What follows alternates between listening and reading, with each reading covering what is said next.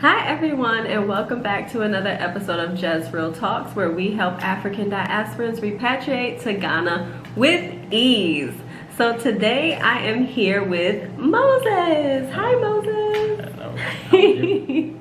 I'm doing well. Thank you for sitting with me today. You're welcome. And so today, you guys, we are going to interview Moses.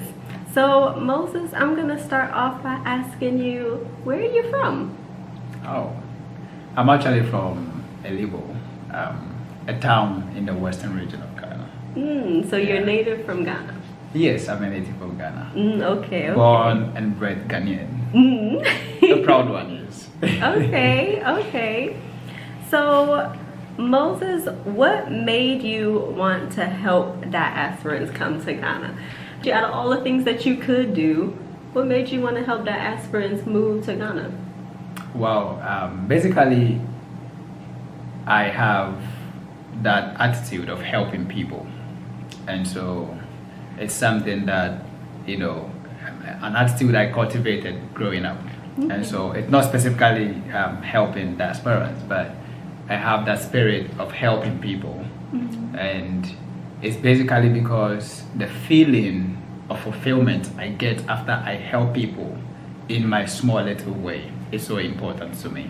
And so I generally help people in whatever space that I found myself, whatever little thing I can do to help, I do help.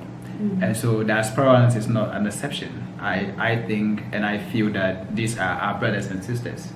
And of course, what even makes theirs unique is that they are new.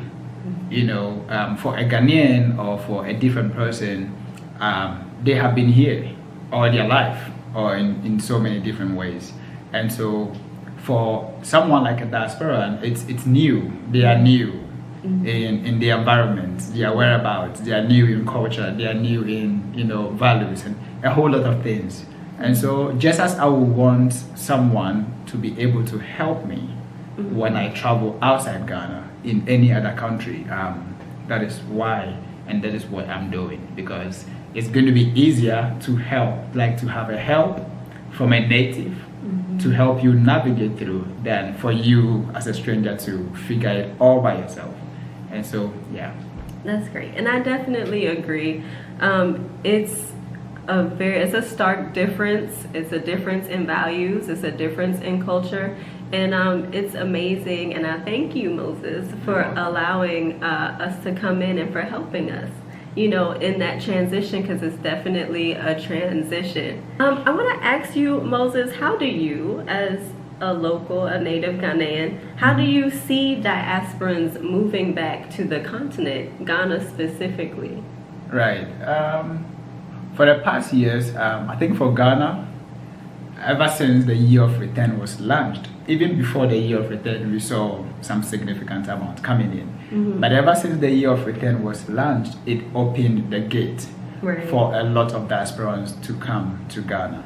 And so for me, it reminds me of history. It reminds me of the word, because history having that they were taken from here. And so in our culture, no matter where you are, no matter where you've been taken, we have that spirit of wanting to return home one day, and so that is how it is for me. I see it as our brothers and sisters who went, in different parts of the world are now coming home, choosing to come in home. So for me, it's a joy to see them come home. I'm happy and excited. Hopefully that everyone out there will be able to, even though I know certain systems and other stuff might not make all. It's just my hope that all of them will be able to find their way back home. It's such a nice experience to see your brothers and sisters come home. Like the entire homecoming experience, it's a whole different feeling altogether. And so that is how I see them. I always see them as our brothers and sisters who travel for afar, for so many years are coming back home. And I see it as a reunion. I see it as, a reconnection back. And so for me, it's all about excitement and joy when I see them, coming back home. Yeah. Okay, so you mentioned that you see it as a fulfillment of the word. So what did you mean by that? Well, in the word, it's plainly stated that the two sticks shall become one. And obviously, if you are in the word, you know what the two sticks means. I don't want to go into details because I know people have their doctrines and stuff. But if you have seen it in the word, that is what it means. And so obviously, nothing of the word will go vague. All, the Most High word is true, and it will all come to pass before the end of time. And so I'm excited as a young guy experiencing this, and then it's something when you read the word and then you see it manifesting in real life. It's such a joy to experience. True. So yeah, that is what I meant by that. And our brothers and sisters, like I said, are coming, and they are going to keep coming, and they are going to keep coming. Right.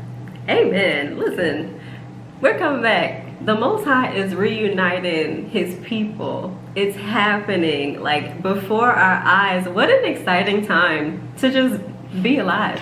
It's an exciting time to be around, to experience what's going on right now, because it's a movement that's going on right now. And I agree with what you said. It's amazing to be able to see the Most High's word just come to pass before your eyes. So all praises to the Most High. All praises. So Moses, I want to ask you, where do you think that most of the friction comes from between locals and diasporans who are coming back? So we hear a lot of instances where, there are frictions. We know that we have differences in culture, differences in values. So there's a lot of room for friction there. So where do you think that most of the friction comes from? Okay, for me, I think I'll put it in two broad categories. I think it's coming from a whole different sections, but I'll put them in two categories. The first category is knowledge. That I'll put it is knowledge. Lack of knowledge, my people, perish. That's true. If you know or you have read in history, you definitely know that these diasporans coming in are us. They are us. They are our brothers and sisters. We are not different people, right? And so if you don't know, that is when you see them as different people and treat them as different. And so first of all, it's the knowledge. If you are informed, you function properly. If you are mal-informed, you malfunction. And so most of the frictions that are coming or are happening is knowledge, both from each side, from a Ghanaian perspective, from a diasporan perspective. If the diasporan is well informed, and know and understand that the people here are not just normal Africans, but they are our brothers and sisters. That's true. The treatment is going to be different. And same with Ghanaians, to understand and comprehend that these are our brothers and sisters, they are going to give diasporans a whole different treatment, a brotherly and a sisterly treatment. The second one, or the second category I'll put it, is mindset. Mindset. What is the frame of work of your mind? Where is your mindset at this particular time? As a Ghanaian, is your mindset in a position that is ready to accept these people as one of you?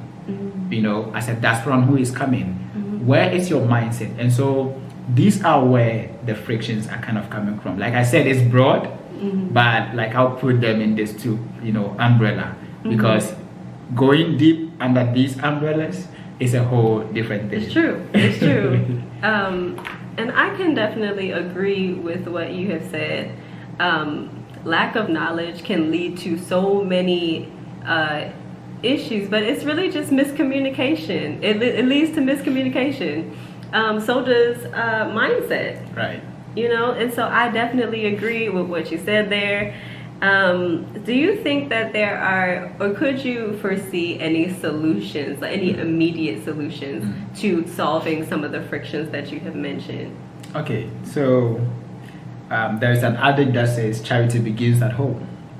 It simply means if you want to change the world, you start from your little corner.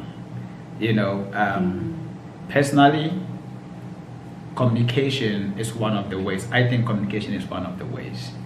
But communication or effective communication will not happen if there is no willingness. Every one of us, both Ghanaians and diasporans, have to have the zeal, the willingness to communicate and understand each other. Mm-hmm. And so if we put ourselves in that position, I'm not going to say it's going to happen overnight, or it's going to happen tomorrow, or it's going to happen tomorrow next, Mm-hmm. but eventually, when we have the zeal and the willingness to communicate effectively, Mm-hmm. we will be able to understand the differences, hence find the solutions thereof. And so communication for me, I think, is one of the ways we can use. And I think it applies in every situation in life. And so Mm-hmm. the willingness to Mm-hmm. communicate effectively among Mm-hmm. ourselves is, I think, one of the ways to go to bridge that, to clear those frictions and other stuff. Yeah. I definitely agree. And, a lot of the things that you've mentioned as far as communication and willingness, it goes along with being open to. And so that, that can be from a diasporan perspective and also a Ghanaian perspective as well. But we have to be not only willing to communicate, we also have to be open, with what we have going on. If you're not willing to be open to share the side of your culture, or to share the values that you grew up with, then how can we come to a space where we can agree if we're not willing to put things on the table? We got to put things on the table. To address a situation, we have to first be aware, right? And so I definitely agree with all that you have said, Moses. Thank you. And so we're coming to a conclusion for this interview, and I want to ask you, so in the future, regarding diasporans moving to the continent, and we can use Ghana specifically because we're here. Right. Regarding diasporans moving back, what would you like to see progress? And that can be maybe from a government perspective, or even just interpersonal relations perspective. Okay, and so from a government perspective, in most cases you can only suggest or say something, but I would prefer that there will be policies implemented to make life a bit easier and smooth for our brothers and sisters who are coming. When I say policies, I'm talking about policies that will sort to protect them. Sort to protect individual or young folks or unmarried people who are coming, especially women. Or units being set in places where if I have a problem as a diaspora, I can easily walk to and someone will hear me out and solve, provide solution for my problem. And so this is what personally I would love to see. And so in personal relationship, in terms of me being not a government person, but just an individual, I would want every Ghanaian. I know everybody cannot be me. I would wish everybody do what I do, but I would want every Ghanaian to be open-minded, every Ghanaian to be receptive. In fact, we have it as part of our culture that we are very welcoming. But being open-minded is more than just welcoming the person. Open your heart. Let's educate ourselves more, and don't see them as different people, but us. The treatment you give to your brother is different from the treatment you give to a total stranger. And so once we get to that position of open-mindedness and then willingness, to bridge the gap, because there's a lot we can do together. There's a lot we can do together. The bridge is what other people don't want to see. And I stress that the bridge and the unity is what other people don't want to see. That is why they're putting in place several things to keep us divided. And so I want to see a unifying one people, a unifying front of one people, from same generation, same people with one goal. That is what I expect to see. Wow. I cannot agree more. The word says one can chase 1,000, but two can put 10,000 to flight. And that is 100% true. I absolutely agree. I can't even add anything to it. I just agree. And so, Moses, I thank you for taking the time to spend with us so that we can get to know you a little better. And so you guys, don't forget to like, share, and leave a comment down below for Moses. If you have any questions for him, put it down below. If you have any comments, let us know in the comment section below. If you want to see more content like this, let us know your ideas and we will definitely address them. Don't forget to subscribe to our channel, Jezreel Talks. And if you guys are looking to repatriate or invest in Ghana, visit our website at jezreelresourcemanagement.com. All right, you guys, we will see you in the next one. Bye.